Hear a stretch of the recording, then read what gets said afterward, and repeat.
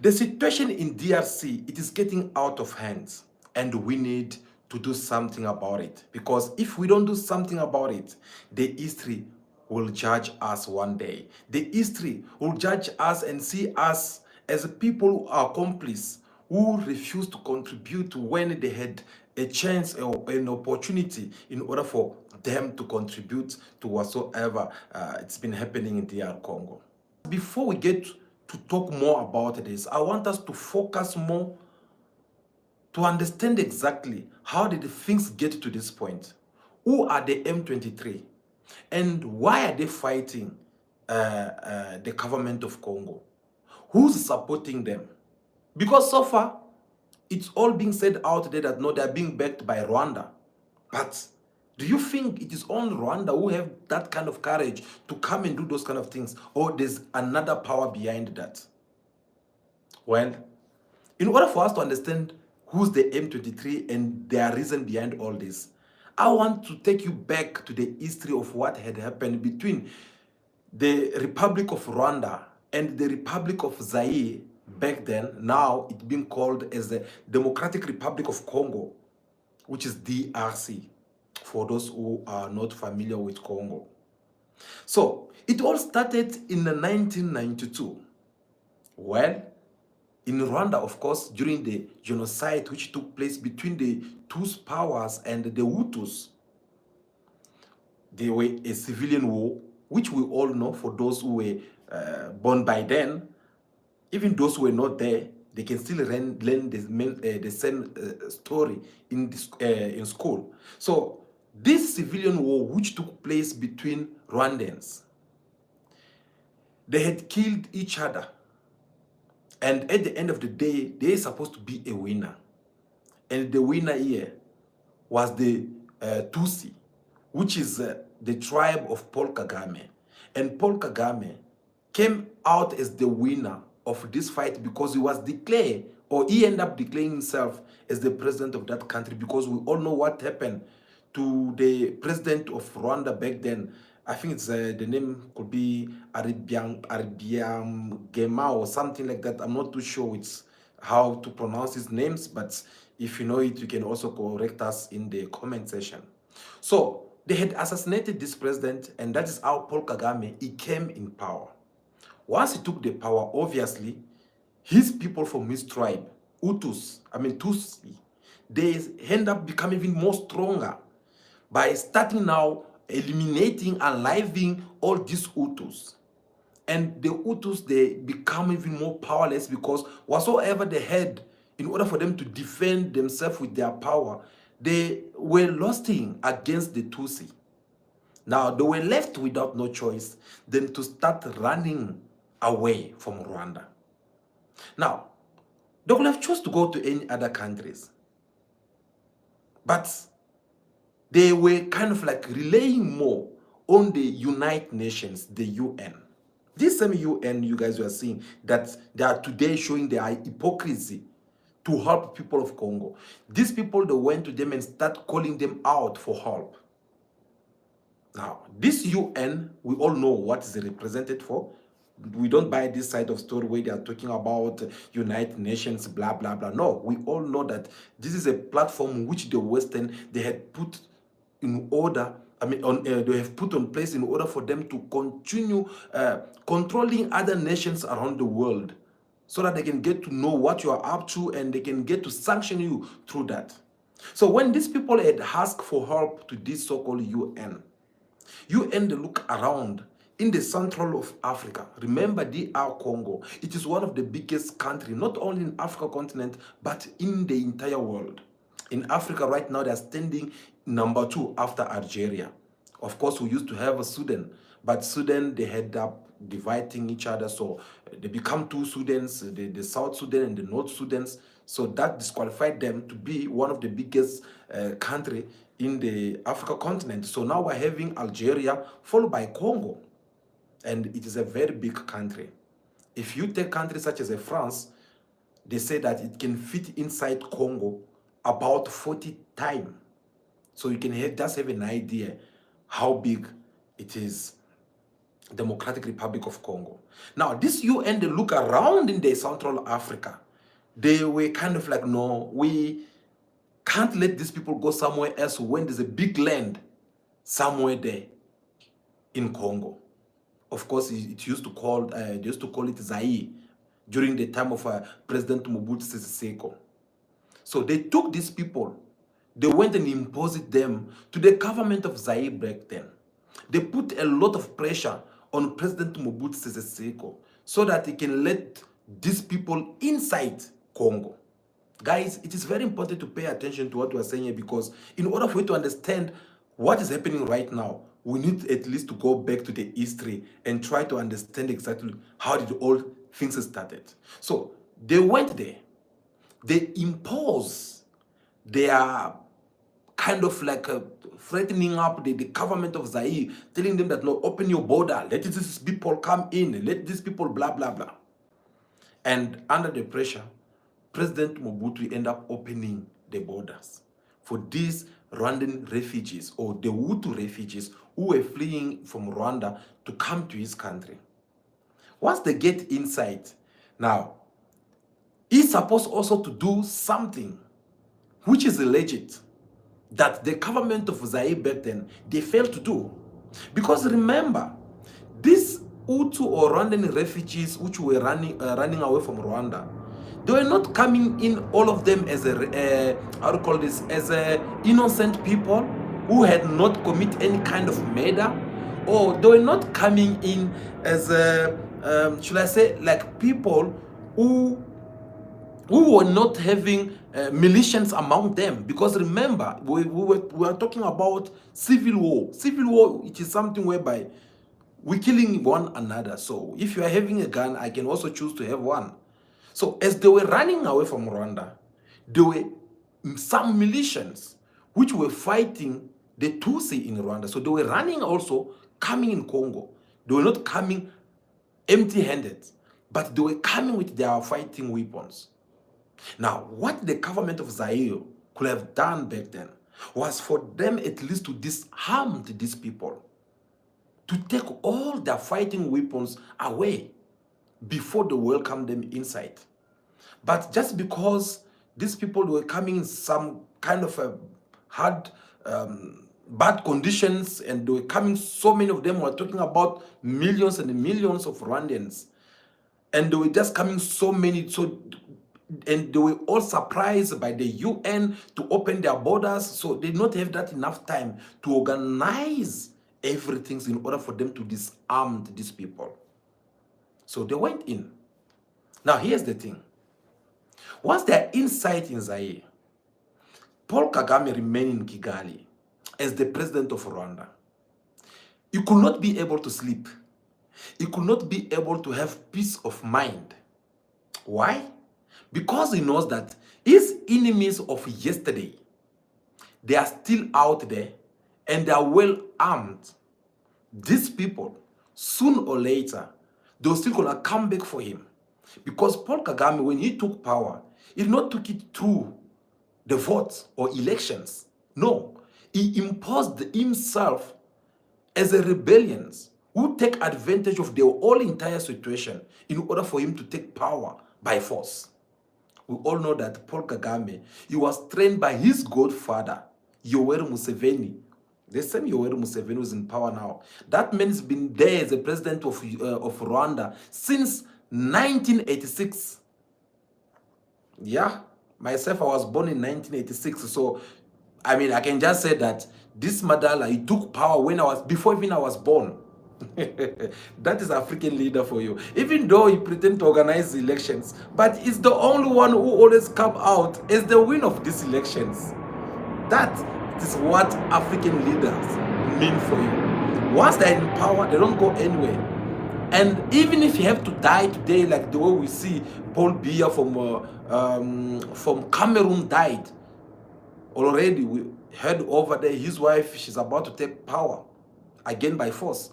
Same apply with Yoweri Museveni. He's already trained his son. He put him as the head of the officers or soldiers over there. So obviously, there's not any where you'll think that once this Madara is no longer alive, people of Uganda, they'll be able to vote for their own leader, because there will be someone who will have to come and take power by force. So, story short, let us back to what we were saying. Paul Kagame was trained by Yoweri Museveni, and it's the one who even sponsored him in order for him to go and fight in Rwanda and take the power. So, when this refugee went to Zaire or to DRC, Paul Kagame was not at peace at all, because he knows that these people, they can come back for him to revenge on him because of the kind of crime he had also committed on them. So for that reasons, Paul Kagame with Yoweri Museveni, they then started a certain kind of a process to ask the UN, United Nations, the one that we've been talking about, the same United Nations. They start asking them, telling them that no, it is either you guys will bring all these refugees back to Rwanda so that we can deal with them on our way, or you ask the government of Zaire, DRC, to disarm these people. And once they're done with them, they must also bring them back to us. Now, for the security measures, the UN did not like that kind of things. Paul Kagame and the Yoweri Museveni, they try, but the UN did not like it because, obviously, I mean, like someone just fled their country because they were being killed over there. Now here comes someone who wants to come and kill, I mean, asking them to go back to that same country. Obviously, first of all, these people will be fear of their own life because they know that them going back to Rwanda, they are going to be killed, or maybe they are going to be persecuted in different ways. So the only way, or the only thing they will have done was for them to stay wherever they were. So Paul Kagame, after they failing the United Nations, they went now to Zaire and start talking to President Mobutu Sese Seko. Most of you must know that man. He used to be one of the powerful leaders in Africa, one of the dictators in Africa, I should also say so. They went to him. They tried to beg him, but it was too late. The man is like, no, it's too late. I mean, all we can do is to find a peace way on how these people, they can go back, but they have to go back once the government of Kigali, you can guarantee that these people, they won't be killed. Well, now what happened next? That did not happen. Since that did not happen, that is when Paul Kagame, Yoweri Museveni, the president of Uganda, they then decided to invade the DRC, back then Zaire. Are you following me? Yes, exactly. That is how the whole drama started. They decided to invade another sovereign African country. For what reasons? Well, their reasons were more clear.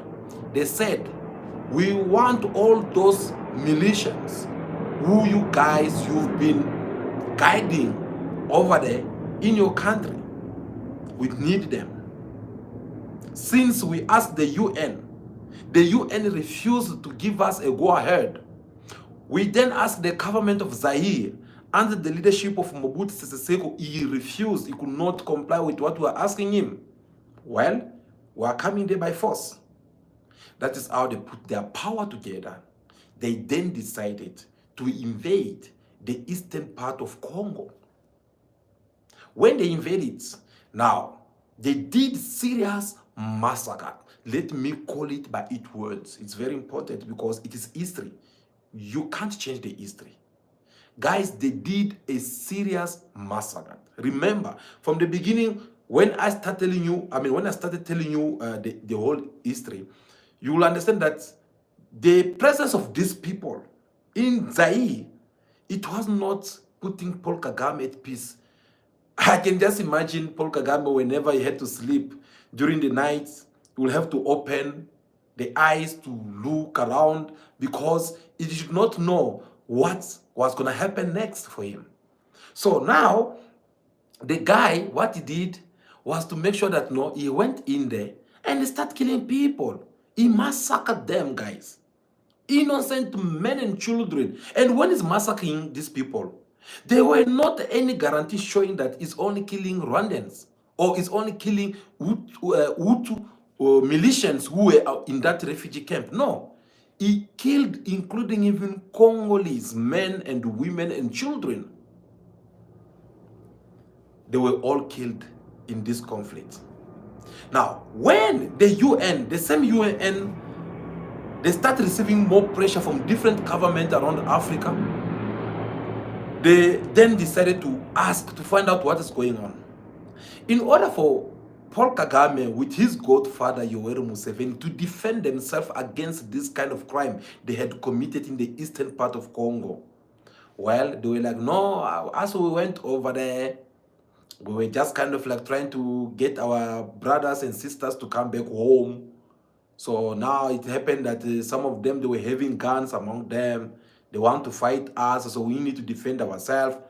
And then they asked them, if you have to defend yourself, how many of you did you die, actually? So that we can take your number, the number of the people that died in your sites, and those that died in DR Congo, so that we can see there were not enough proof. That became a serious problem, and that is how the whole drama started. So when they were doing all this, now they started receiving more pressure. They're supposed to be receiving even more sanctions. But they end up feeling like, okay, there's no time for us to go back. Because remember, yes, they did massacre many people. We're talking about millions of people. And then there were those ones which they managed to capture, and they took them back to Rwanda under very bad conditions. Guys, if I have to show you the footage of these people, that's where you will see some people do a cigarette alive. Have you seen someone who's alive but is already a cigarette? The eyes, you can't see anything. The ribs are all over out. Why? Because these people, they were not eating, they were not drinking. They were living in a very bad conditions, and a lot of them died on their way going back to Rwanda. But there were those ones who managed to flee, to run away from this refugee camp, which was near Rwanda on the border with the Zaire DRC. Some of them, they managed to flee and went deep inside DRC. Some of them, they were caught. They were caught next to the river, and they were all killed. And they threw them inside the rivers. I'm not making up these stories. These are the things which you can, if you Google it right now, you'll see it. Now, here's the thing, guys. Once they were inside Congo, they had to come up with another plan. They looked, they were like, no, it's not normal for us to be in another foreigner country and fighting that country. That is like, it is if like we're declaring a war. So what can we do in order for us to defend ourselves, so that even if someone asks us, I mean, if someone have to ask us, at least our names should not be mentioned. They look around, they went and looked for someone. Guess who was that? Well, they went and looked for a Mobutu Sese Seko opponent, which is Laurent Desire Kabila. Kabila the father. Yes, he did not last that much in power, but yeah, we'll get there. Before this Joseph Kabila that you guys, you know, well, they used to be the father. He was a bit thick like this. That man, they find him, they fetch him from wherever he was, and they said that, no, you've been wanting to fight Mobutu, you've been wanting to take power in Zaire. Well, here's an opportunity. You can't let go of this opportunity. Come here. We're going to help you with militias. We're going to give you everything. Go ahead, focus on fighting Mobutu Sese Seko. As we are targeting all these refugees, we want to finish with them once for all. Oh, the man was very happy, because remember, if you are in oppositions, or if you are so desperate to become a president, well, you'll do crazy things, because they always say that desperate people like to do desperate things, and that's what this Laurent Kabila ended up doing. He accepted the proposal, which was made by Rwanda and Uganda. They godfathered him. He went in, trying to fight Mobutu, committing even more crime. and many people were killed. The number of people who've been killed in Congo since 1992 up to this day, 30 years later, there are more than 13 million people who've been killed. Here we're not counting about people who've been removed from their homes, people who have to run away, people, no, just people who are being killed, that the one that we can see via the camera. And this, again, we're not making it this up. These are the things which are, you can verify it and you will see it. Different ONG, they have given the same report, including even this fake UN, the United Nations. They give the same report. Many people were killed.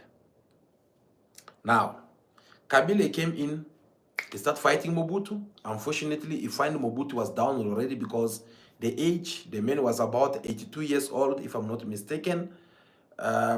He was tired, he was sick, he had cancer. And besides that, people, they were tired already of him. They were so tired of him because, remember, this man, he was one of the African dictators. He lasted in power for 32 years, if I'm not mistaken again. Yes, 32 years. Mobutu Sese Seko lasted in power. So people, they were just like that. They were tired, you know. They want some new leadership. And here comes Laurent Kabila. As he was fighting him, Mobutu was no longer paying his soldiers.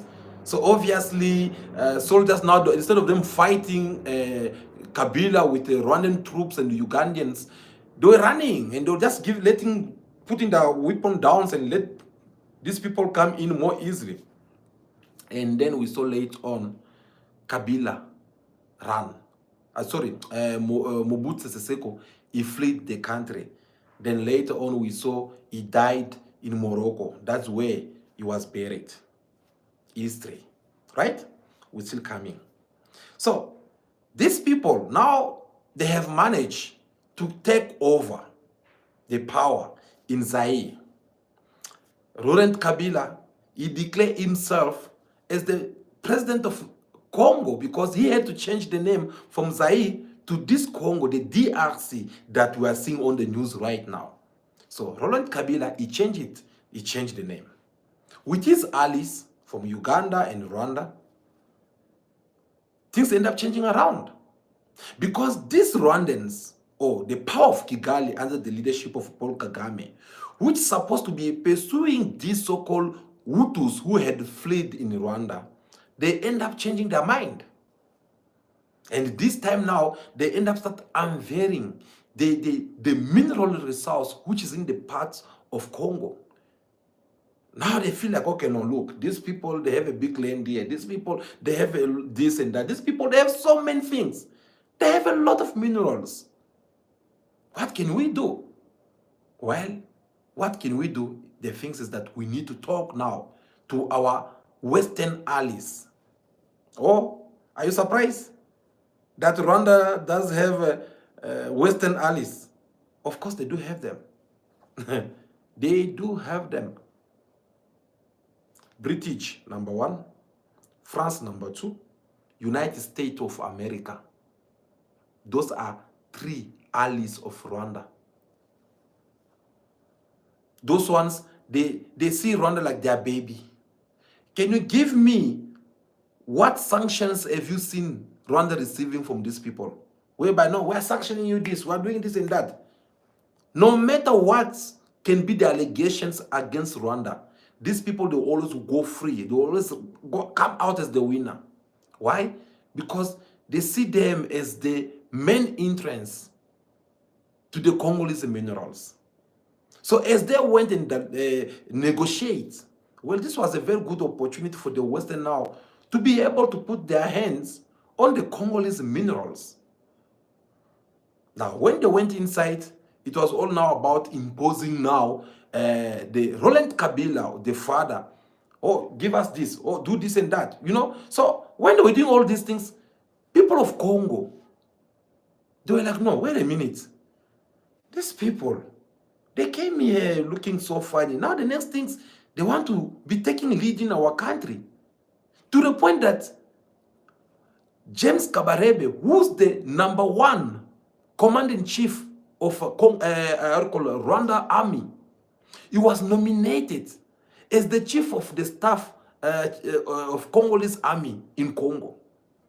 Let me try to explain this more easily so that you can get to understand what I'm actually trying to say. So,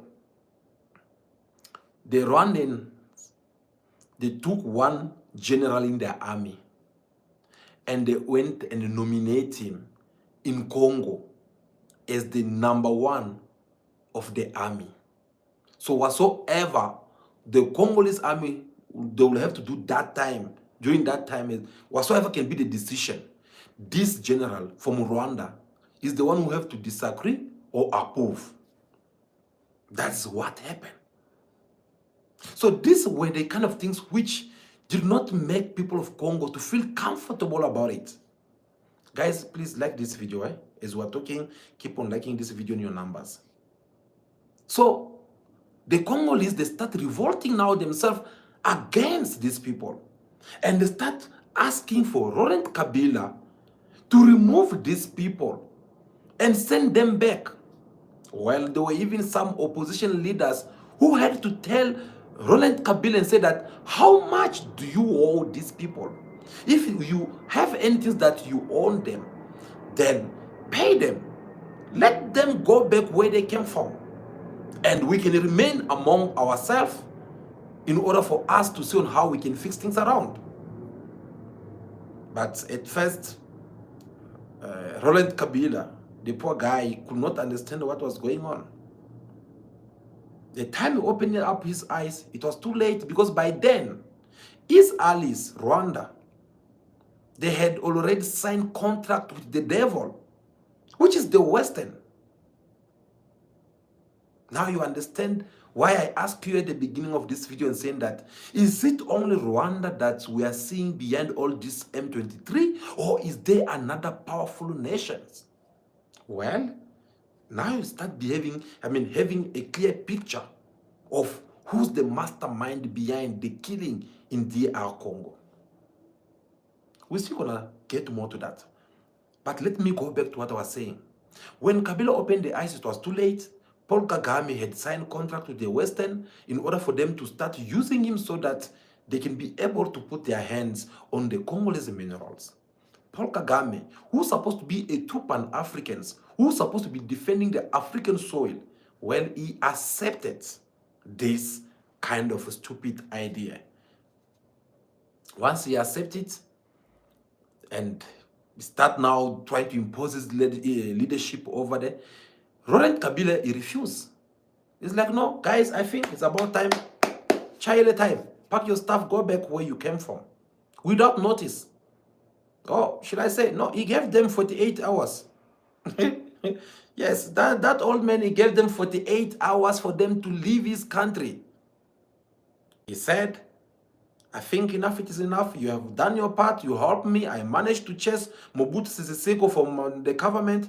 But it's about time you go back to where you came from.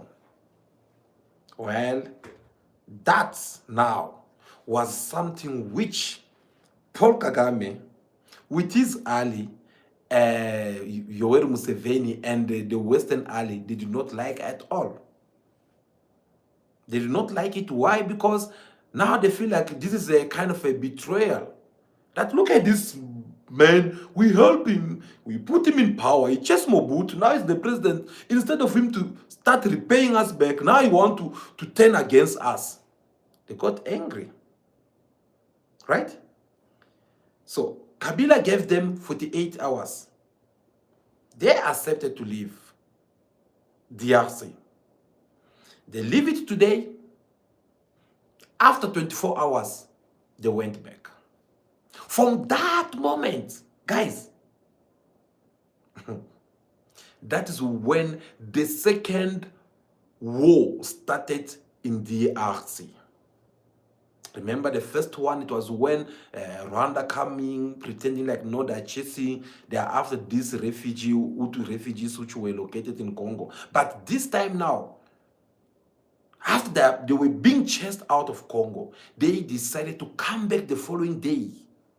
And they were coming back not to negotiate, no. They are coming out by force with a spirit of revenge, of saying that now that Kabila have betray us, now that you have failed us when we're still enjoying the Congolese minerals, well, we're going to take it now by force.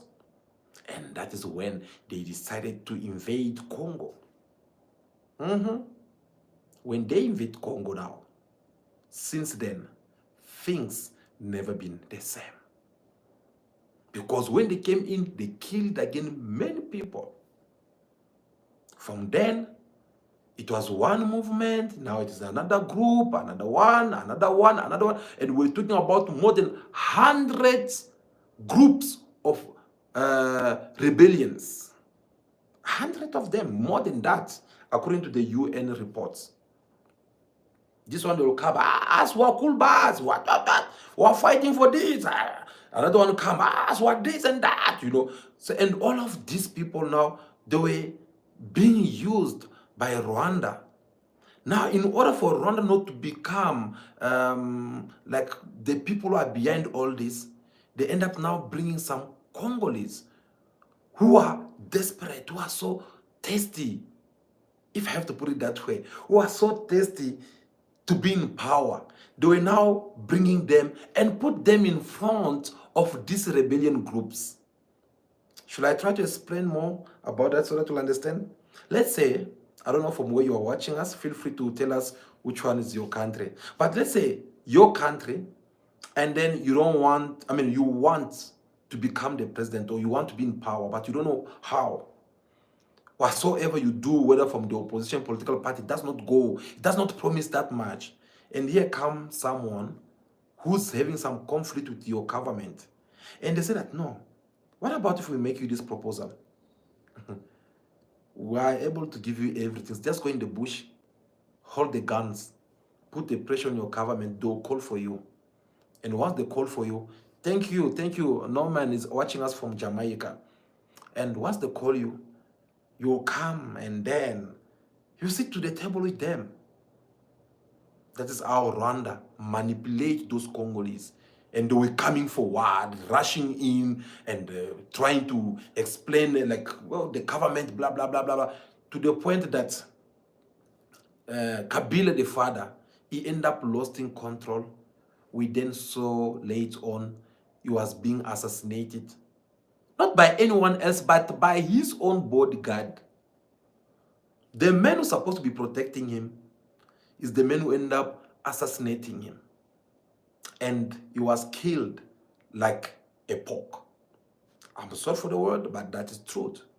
Because this man, he came in, he pulled him up, one bullet in the head, he went on the head, on the back, he shoot another one from the couch where he was seated, and the man was gone down like that. Until today, we don't know. Officially, of course, we don't know. We're having Wainten Shimpa is watching us from Zambia. Thank you so much for watching us from Zambia. So, we don't know who had killed the Kabila, the father. That is in the official version. But listening to the whole history, obviously, we all know who had killed this man. The people who killed Kabila, the father, they're the same people that he worked with in order for him to remove former president of Congo, Mobutu Sese Seko, from power. These are the same people that these are the same people that he betrayed, like by chasing them in his country. So obviously these people, they have to get rid of him in order for them to replace him with someone else. Thank you, my brother who's watching us from America. We really do appreciate. Yeah, so that's what happened. And then he was killed like that. The next things we saw, again, like in Africa, if the father die, the son will take. If there's not a son who's strong enough to be a president, or maybe who's not old enough to be a president of that country, the wife will take, like the way we're seeing it right now in Cameroon. What about Guinea or Equatorial? They are also doing the same thing. So it is all about Africa, Mara. Yeah. So that's how Kabila the young who came, Joseph Kabila. So let us turn the chapter now. This man, he came, who supposed at least even to revenge for the death of his father. No. Instead, he became as a puppet of these Rwandans and Uganda, who have to tell him on how to do things, how to do that, open your borders, we're going to send our military over there, they must go and enter these Rwandan Hutu militias who are over there, blah, blah, blah, blah, blah, blah. So it was all about like them manipulating him. And since then, things were getting even more worse. So because these people now, they will come in Congo, they'll impose all their things, and now they see that, no, there's a lot to win here. So we can't go anywhere. So if we manage to take a city or a town, we need to call for the government to come and negotiate with us. Now, here's the thing now. What do they need to negotiate with the government? Imagine terrorists or rebellion groups which are busy committing serious crime. These people, they're supposed to be arrested and being sent to jail or being condemned to death. But that day, they're having the balls to call upon a government to impose on this government of what they want. But just because they are well being backed by Rwanda and all these Western countries, so there is way now doing certain things which most of you don't know, because I could see people talking a lot, hey, this and that. Guys, make research, read, you'll understand what is really happening. This is not something simple. Remember, I said in order for Rwanda to come and go and invade Congo, they had to go and make a certain deal with the devil. And the devil I described it was the Western, who had a lot to win from all this. Now, this time, since now they were wanting to negotiate with the Congolese government, Rwanda, they have to go back to the same Western countries and tell them that, no, we've been taking a very big risk for you. We give you a very easy access to the mineral resource which you guys are supposed to be having. We've been collecting the taxes of all these mineral companies, mining companies, I mean to say. We've been doing this and that. But we feel like us, we are not winning enough. So we want also something in return. And we want it with your help. They ask Paul Kagame, what is it? Then he said that, no, my country is too tiny. Yes, and this is true. If you look in the map of Rwanda, Rwanda is this small. It's like, what size of country can it be in Africa? Lesotho. Iswati. Yeah. Oh, Madagascar, no. Madagascar is quite big, eh? Yeah, Madagascar is quite big. So Rwanda, if you look in the map in Africa continent, they are this small. Now, this time, Kagame with his government, they are now asking for land. And the land, they're not just asking like any kind of land. No, they're even choosing where they want to be. Oh, yes. We are not making this up, bro. They're choosing where they want to be because they know there is a mineral resource which is over there. And they're choosing it with one of their reasons, saying that no, in order for us to abandon these refugees, Hutu refugees or Rwandan refugees, which has been in Congo, since they're over there, well, they should just occupy that land and they can be part of us. I don't know if you have come across where some of the videos where Paul Kagame is accusing the government of Congo, saying that no, blah, blah, blah. Even this M23, when they first took over, about 2 days ago, they were saying that no, we're here to defend the minority. Yeah, minority of Rwandans or Hutus who are here in DRC. So we're here to defend them. Imagine that. Abilo, thank you.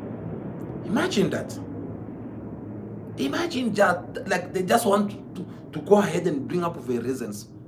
So now, since they want a part of land in DR Congo, how can they take it? They can't take it through fighting, like you come, you invade a country, you took control of a certain town in Congo, then you think like, no, you have made it. No, because people, actually, they'll come on you, they'll be like, no, we know that this land belongs to Congolese. We know that this land belongs to South Africans. We know that this one belongs to this one. So they'll judge you for that. Now, there is a way for Rwanda to put their hands on this land. was now telling these, how to call, these rebellions to negotiate with the government. Because these rebellions, we are talking about more than 4,000 rebellion troops who are Rwandans. They are coming directly from Rwanda. They're receiving the order from Rwanda. In front of these rebellions, in order for Rwanda not to look like that they one are behind all this, they put some few Congolese there who are so desperate of power because they had promised them something like, look, bro, you just have to do this, us we're gonna make you a president in that country. And since people need money, obviously they'll sell their soul to the devil. So now, whenever these rebellions, they have to come and fight, and the government can't fight them back, now they have to negotiate. While on the table, they have to negotiate things like land. For example, how they can take this land is by them taking these troops, these Rwandans, and put them in the Congolese government. They should be also everywhere, whether it's ministers, whether it is soldiers, whether it is municipalities, name it, because the list is too long of this government post. So these people, they want also to be there, to be sharing the cake. There's no problem if that was between Congolese. But the problem becomes when this rebellion group is full or packed of foreigners who have one mission, which is to bring instability in Congo, all in the profit of their masters. So that becomes now a serious problem for the government of Congo.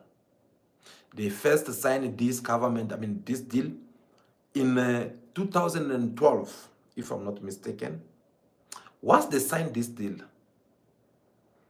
under the leadership of Joseph Kabila, who's now the former president of DRC, they signed this deal. When it was about time for them to implementing this deal, people of Congo, they stood. They said, no, we're not going to allow this to happen. This is like we are selling our country. And this deal, we don't want it anymore. Let's go and negotiate with them maybe about something else, but not us giving them our sovereignty just like that. So that is when this deal was cancelled. When this deal was cancelled, that is when now this so-called M23 come to its existence. Because now M23, it has a meaning. It is something like a March 23 or 23 March, when the date when this deal was signed. So they end up creating a rebellion group or movement, and they name it of this date, March 23, M23. And when they came up with this group, this time now, they want to make sure that they must destroy everything around. Are you following me? Because it is very important for you to understand what is happening. So they came now, they start fighting the government of Congo, they fight, and sometimes they were defeated. And all of them, they fled in Rwanda.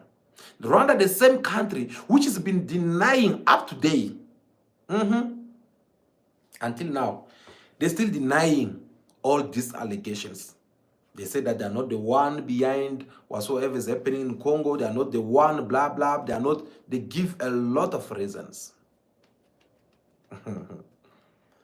So when these people were defeated by the Congolese army, they fled in Rwanda. And they were all well accommodated over there by the government of Rwanda. The most wanted people in another country, they were well accommodated. They were having their own salary, their own home, food, and everything. For what reasons? Now, can you ask yourself a question? When all these things was taking place, or when all these things is happening, why is the UN, United States of America, where are they? France, where are they? Thank you, Jacqueline. Where are they? Where's the British? Are you going to tell me that these people, they don't have the eyes to see of what is happening in their Congo? Are you going to tell me that these people, they don't have the ears to hear even from far what is happening over there? Why these people that so focused on what is happening in Russia and Ukraine and on what is happening in Gaza and Israel, but yet they are not able to know what is happening in Africa continent? In Sahel region, we can't even mention. In Congo, we're talking more than 30 years now. 30 good years. This war, it has been taking place in Congo. Where are these people? Are you going to tell me that they don't have nothing to say? Or no, of course. They have something to say, but they can't say it. Because if they have to say something, they'll be kind of like contradicting one another. If they have to comment anything, it will be like they're trying to expose themselves. That is the fact. They know exactly what what they're doing. This matters is being raised out there. Everyone, they can see what is happening. Guys, maybe since you were born or since you grew up, you never been attacked by armed forces who can make you flee your neighborhood and leave everything behind for you to go and find yourself in the bush. With this BP that we are seeing the world, the depression and everything, can you imagine how many people are dying in that part of Congo? Not through the bullets of Paul Kagame and these people, but all because they have to follow into depression, or because, or maybe because they have to get heart attack. Because imagine, let's say you were well settled, everything was good for you financially, you, your kid and your wife, everything is normal, and tomorrow you find yourself like you are left without nothing. Guys, just for your own information, you did not know, if you did not know, do you know that in Congo, they rape a woman after every minute? A woman or someone's daughter is being raped by these people.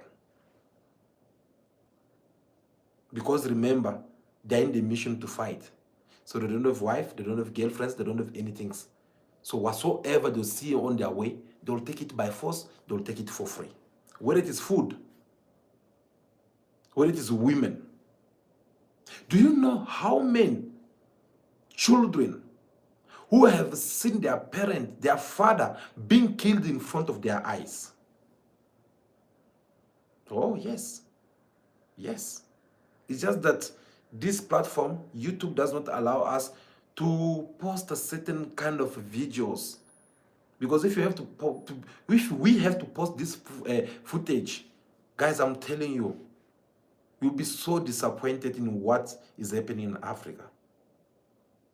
And if you come across a history of let's say you are the father, these people, they come in your house, they find you and your wife and your daughter, for an example, just because they have chopped everywhere, they enjoy, now they're tired, or maybe they don't feel your woman or your daughter, and then they're asking you as a son to pamper your mother. Oh yes, we have people who survive from these kind of things.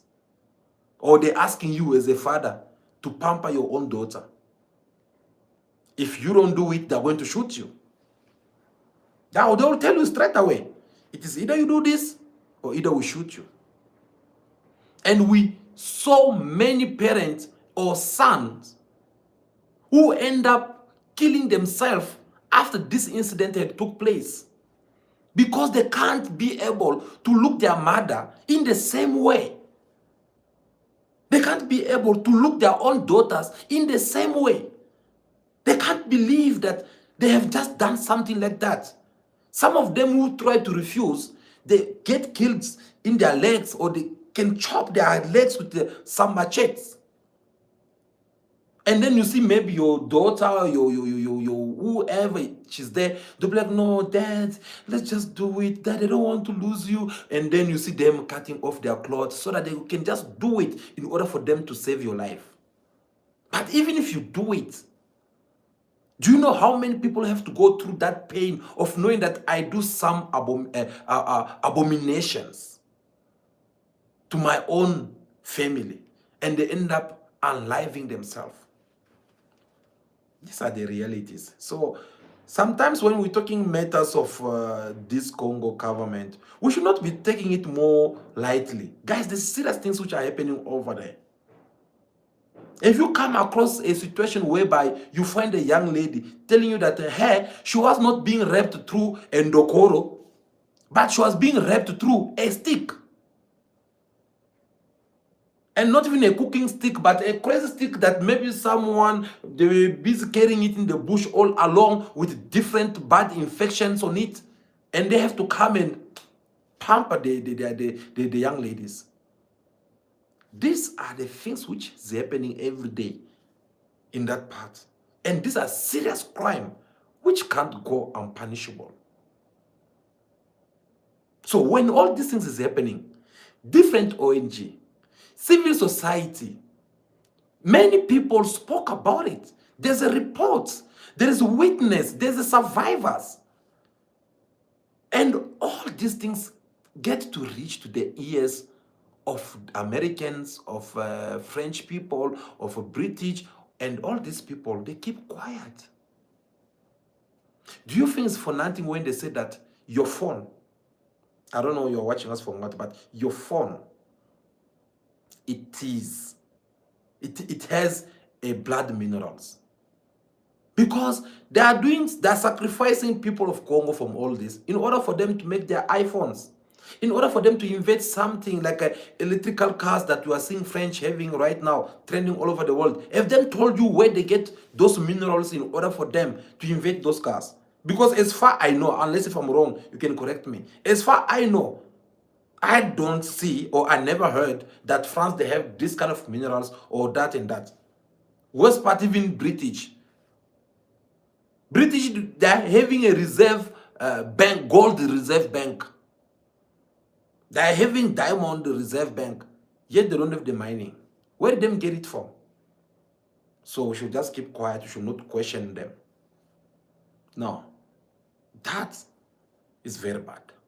So the situation which is happening right now in Congo, you guys should not take it like something small, like a joke, like what. No, it is a very big thing which is happening there, which has a lot of people being complicit in that. Now, just because we're running out of time, let me try to focus a little bit about the soldiers who are being killed in Congo. I said earlier when I said, soldiers, they are people who are supposed to be able to defend themselves. They are people supposed to put order. Even if they have to come across each other, they can't stand there looking at you, beating them like they are your wife or your girlfriend. No, they have to defend themselves. But how come so many soldiers of the UN, South African soldiers, about 9 of them or 13, who died also over there? How did them just being killed like that? Is it that they're not strong enough also to fight? What is happening? Because according to many resources that we're having in our possession, it alleged that the Congolese army or soldiers, they run away. They could not be able to stand against this M23. And some of them, not all of them, I'm just talking about what happened in order for even these rebellions to take over Goma. So they ran away. As they were running away, here comes now South African soldiers who find being surrounded by these people. Now, my question is, how can you stand in a place whereby the person you came to back up, they are busy running away? And when you just go there and do what? You stand and like really? No, something's wrong somewhere there. Here's what happened. First of all, the presence of South African soldiers over there, it was not sitting okay with Paul Kagame and his army. Because they know that, okay, beside them dealing with the Congolese government, they'll have to deal again with these South African soldiers. So now what they have to do now is to find another way that they can be able to fight this war and be able to take over the city. So on the side of the government of South Africa, what also they're supposed to do is was to make sure that these militaries, they're supposed to be well equipment. They're supposed to be having every necessary things in order for them to defend themselves. But unfortunately, that did not happen. These people, again, they're supposed to be having a lot of experience. Our soldiers over here, it is all about eating a lot of chicken, you know, go home, sleep, weekend, go somewhere in the bar and chill with some different girls or side chicks, having fun like that. That's what our military are good with. Because you can't tell me how many war that we have managed to fight so far, besides us being participating in different missions around Africa or even around the world. So a war which is like the one of DR Congo, it needs people with a lot of experience. Because those people, they've been living in bush for more than 30 years. So you can't say that, no, you get some training for 6 months or even a 1 year and you want to go and fight these people. So the soldiers over there, they were neglected. They were not being given everything that they need in order for them to defend themselves if they're being attacked by these M23 rebellion groups. And that ended up costing their life. And for your own information, I don't want problem, but the truth is that the number that they're giving you guys on the TV is not the real one. Apparently, there's a lot of them. Maybe those numbers they're giving on the TV is the one who died. But what about those ones who are wounded through the fires, through the bullet, through different things, which are in the hospital as we're talking right now? Many families are out there crying. Yeah. Crying because you don't know even your brother will make it alive or not. So here again, guys, our government need to do something. If they don't do something, I'm telling you, it's going to be very pity.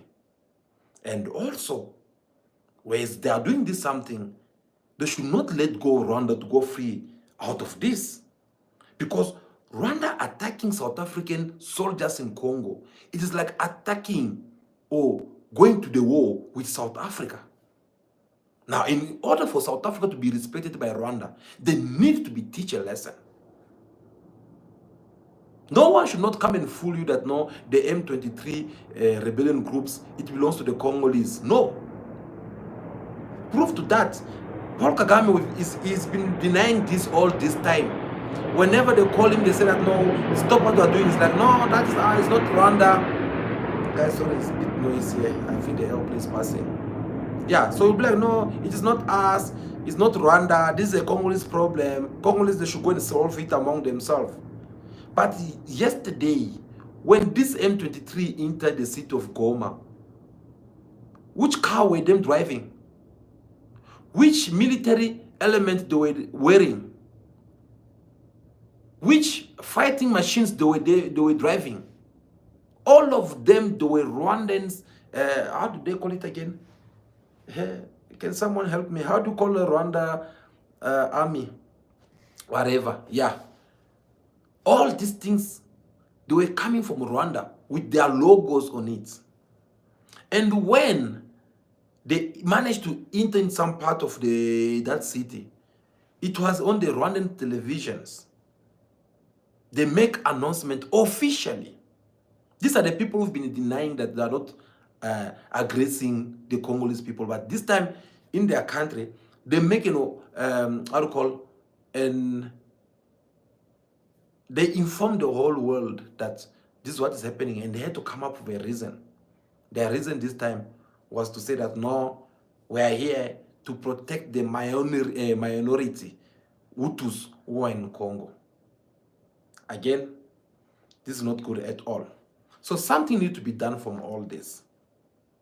In order for this to stop, people of Congo should not count on negotiations, which has to do with the Western or Rwanda.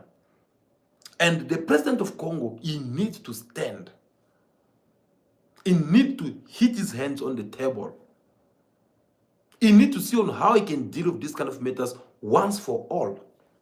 Because you can't keep on crying to the people who can see your tears, who can see your pain, but yet they're acting like no, they don't even hear you. Why? Because they're the cause, they're the mastermind behind all this. They're the one who have to benefit from all this. So the Congolese president, he must behave like a Ibrahim Traoré. Guys, let us be honest. Ibrahim Traoré, he came, he imposed himself against the Western. They did try whatsoever they're supposed to be doing in order for them to calm him down, and they failed. They tried to assassinate him. They tried to poison him. They tried to do the military coup. They failed. But Ibrahim Traoré, he remained firm to his decisions. Hey, you, France. Out. Hey, what? British. That is your last year. Next year, no contract for you. No gold for you. Go back to your country.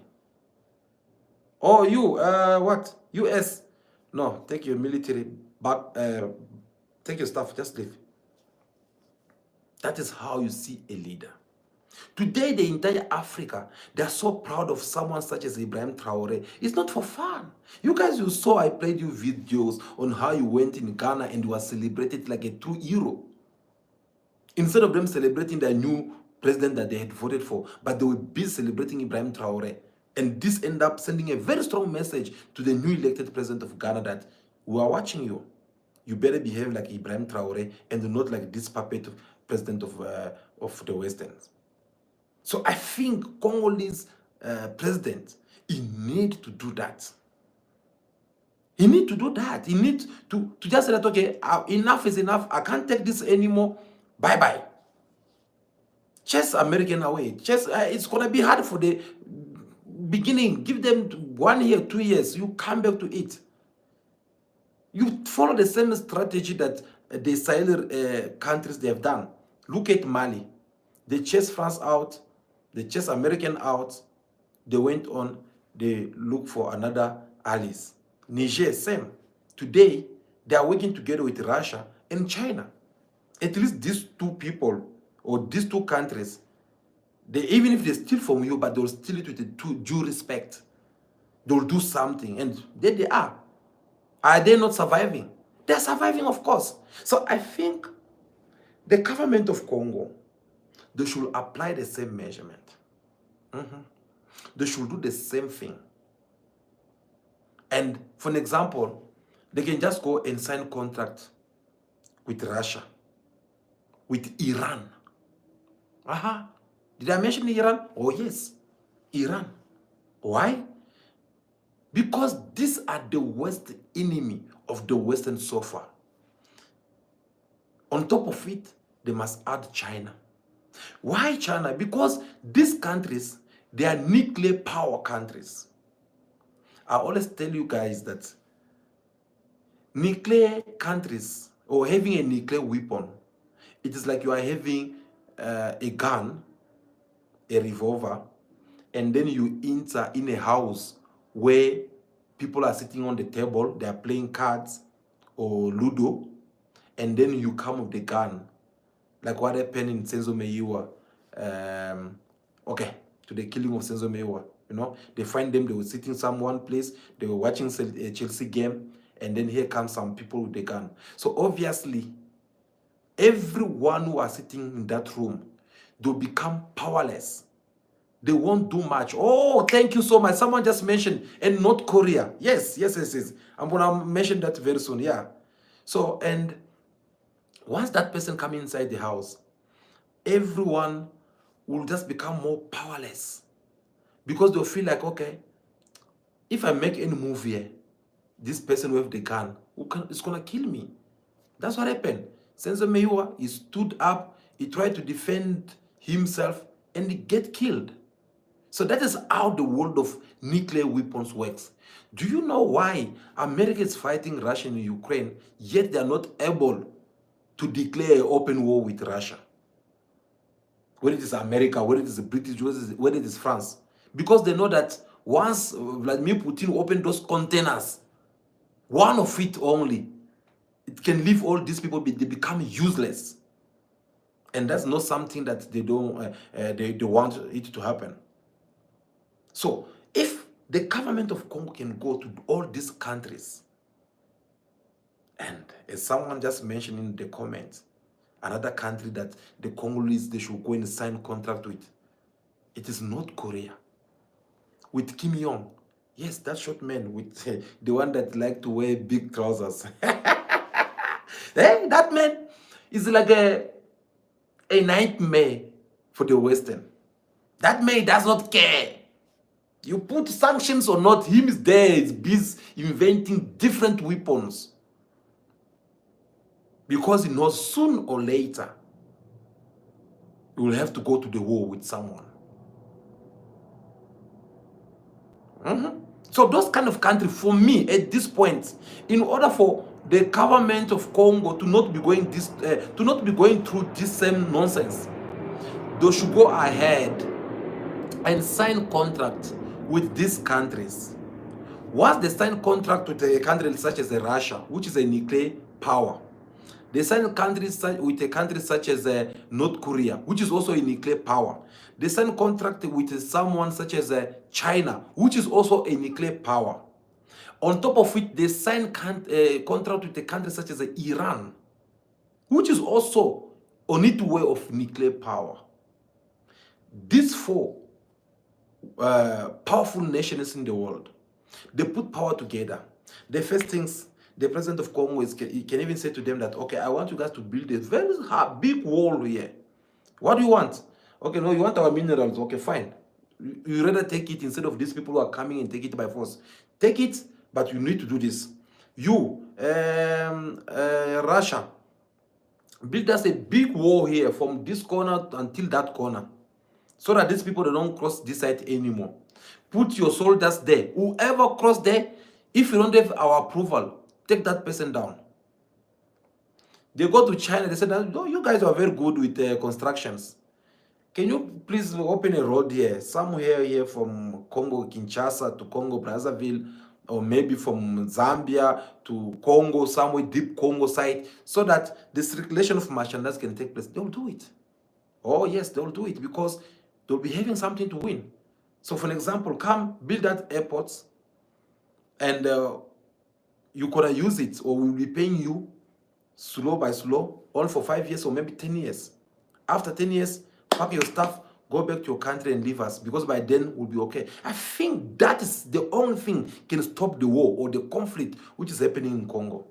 But these things of dealing with such hypocrite people as the USA and the British and France and Germany and Belgium, because remember, we should not forget, Belgium is the country which had colonized Congo. These people, they're in the same box. They're all NATO nations. And they're never going to try to betray one another, even if it pains so much. Proof to that, when this M23 did their nonsense, we saw the Congolese foreign minister, he went all the way to the UN and called an immediate conference or their meeting so that they can discuss these matters. When they get there, that lady, she was so, like, okay, I wanted to say something about, okay, let me leave it. But she was so angry. Okay? She was so angry. She said whatsoever she was supposed to be saying over there. So we were all expecting to hear maybe these people coming forward and say that, no, you know what, we apologize. Okay, let us tell Rwanda to back off with his military. They are coming out like hypocrite. Yeah, you see what? The thing is that, no, the DR Congo also government, they are backing up some rebellions there. What is that? So the Congolese government, they don't need this kind of people if they really want to be free. if they really want to keep their sovereignty.